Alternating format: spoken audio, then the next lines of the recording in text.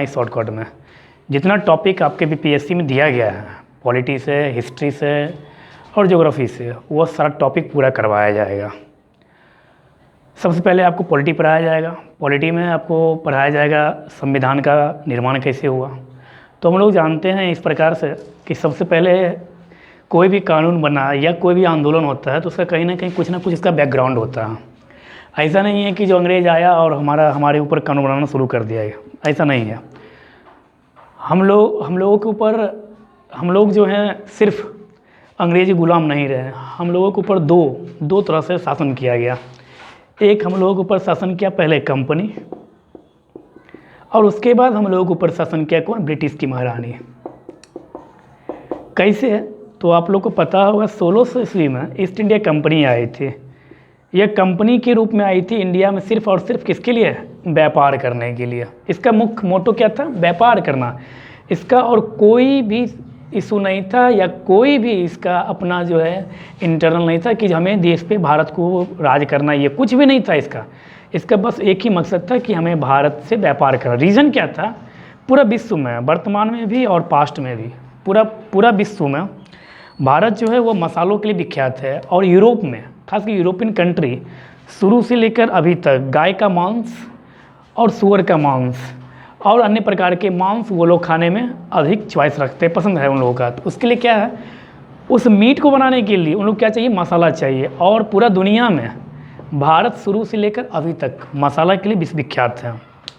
तो इस व्यापार करने के लिए कंपनी आया इंडिया, वो अपना व्यापार कर भी रहा था। तो यहाँ से आपको याद होगा 65 बीपीएससी में यहाँ से एक प्रश्न पूछा था कि जब ईस्ट इंडिया कंपनी का गठन हुआ था, उस समय भारत पर मुग़ल बादशाह कौन था? तो हमें याद रखना है 1556 से लेकर 1605।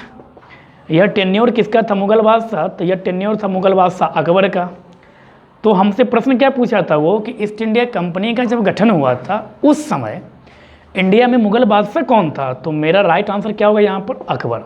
लेकिन उसी एग्ज़ाम में यह भी प्रश्न था, नेक्स्ट क्वेश्चन यह था उसमें कि जब ईस्ट इंडिया कंपनी 1608 ईस्वी में सूरत में जब अपनी फैक्ट्री बैठाई थी, सूरत, अब यहाँ से एक क्वेश्चन है सूरत, तो सूरत जो है तो यहाँ से उठाएंगे हम, तो मतलब ताप्ती नदी किनारे।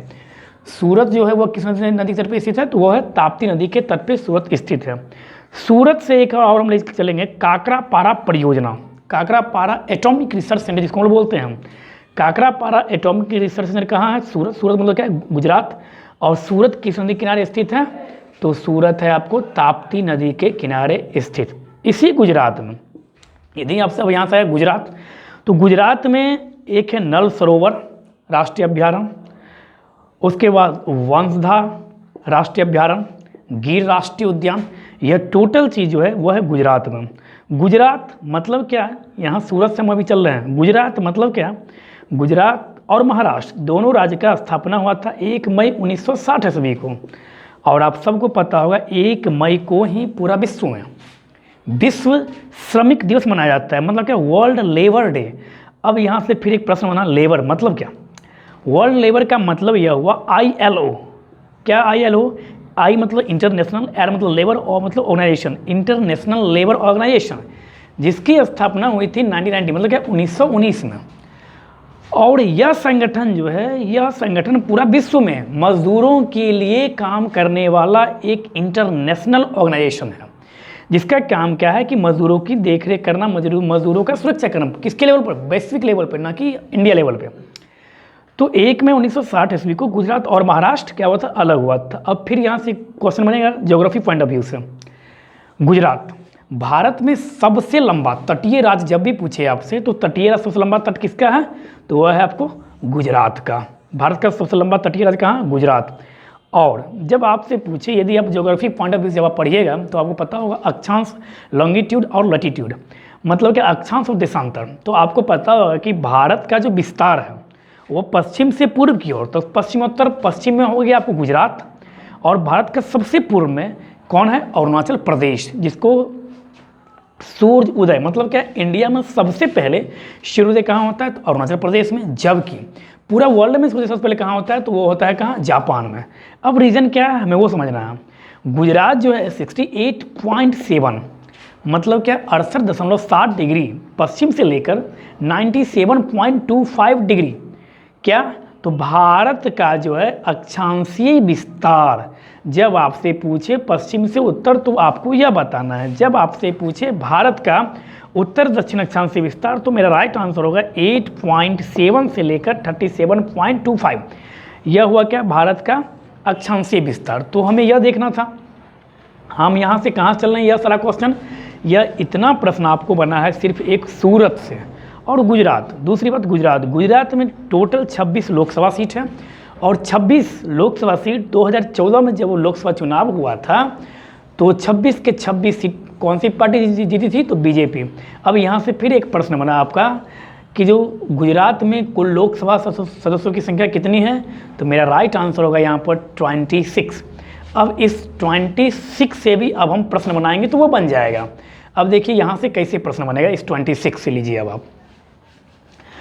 आप 26 से ये तो 26 मतलब क्या 1926 में नौजवान सभा की स्थापना हुई थी। अब बचा यहाँ पर कि नौजवान सभा की स्थापना किसने किया था। अब हम चल दिए कहाँ, एशियन हिस्ट्री में, सॉरी मॉडर्न हिस्ट्री में। 1926 में नौजवान सभा की स्थापना सचिंद्र नाथ सान्याल किए थे। वही सचिंद्र नाथ सान्याल मॉडर्न हिस्ट्री में ही यही बाबू साहब बंदी नामक जो पत्रिका निकला था उसके भी यही संपादक थे। कौन? सचिंद्र नाथ सान्याल। तो हम लोगों ने क्या देखा कि सबसे पहले हम गुलाम किसका बने? कंपनी का। 1600 ईस्वी में यह आया।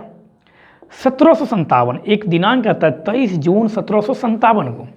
23 जून 1757 को क्या हुआ था कि पलासी। अब बचा पलासी कहाँ है प्रेजेंट में, यह भी प्रश्न पूछा है SSC MTS 2014 में कि वर्तमान में या जहाँ पलासी का जो युद्ध हुआ था वो स्थान वर्तमान में कहाँ स्थित है, मतलब किस राज्य में स्थित है। तो पलासी है बंगाल में स्थित। किस नदी के तट पे वो पूछता है तो वो है भागीरथी की नदी के तट पे।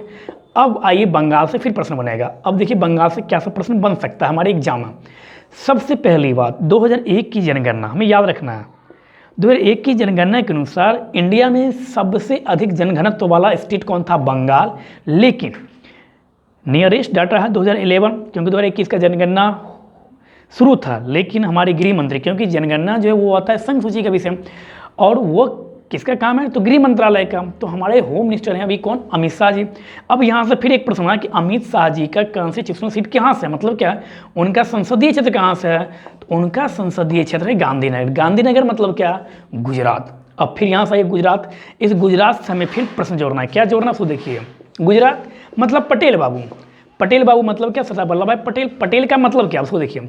Statue of unity. अब आइए करंट पर। स्टैच्यू ऑफ यूनिटी को का निर्माण करता तो बीजेपी गवर्नमेंट है, लेकिन आपसे वो नहीं पूछता। वो पूछते कि स्टैच्यू ऑफ यूनिटी का डिज़ाइनर कौन है। तो मेरा राइट आंसर होगा राम.B. सुतार। अब पटेल बाबू से क्या बढ़ेगा? तो पटेल बाबू से प्रश्न यह बनता है कि भारत में देसी रियासत लगभग 563 या 563 मतलब क्या लगभग 563 देसी रियासत को भारत में शामिल करने का अग्रिम प्रोसेस कहिए या अहम योगदान कहिए वो किनका था? पटेल बाबू का। अब देखिए पटेल बाबू को पटेल इसलिए क्योंकि गुजरात का है सब, इनका नाम ही है पटेल। अब सरदार की उपाधि इन्हें कब दी गई? प्रश्न यहाँ से यह बनेगा कि पटेल बाबू को सरदार की उपाधि कब दी गई। तो एक वर्ष आता है 1928 में क्या हुआ? पटेल बाबू को बारदोली सत्याग्रह पटेल बाबू शुरू किए थे। तो बारदोली सत्याग्रह में वहाँ की महिलाओं की तरफ से महात्मा गांधी जी के द्वारा सरदार की उपाधि दी गई थी। किसको?